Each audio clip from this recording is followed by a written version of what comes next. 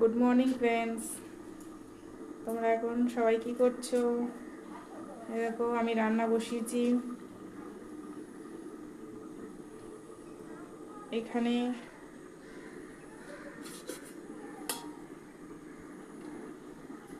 একটা তরকারি হয়ে গেছে, দেখো কলা আলু ডাঁটা আর সোয়াবিন দিয়ে একটা তরকারি করেছি এটা। আর এটা তো ভাত।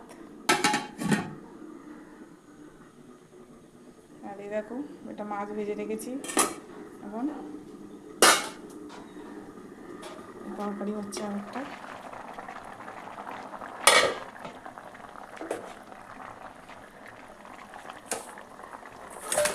মাছগুলো দিয়ে দিলাম।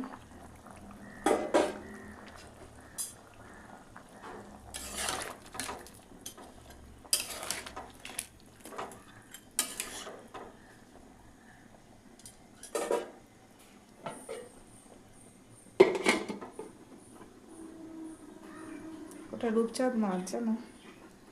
ওটা আমাদের পুকুরের মাছ।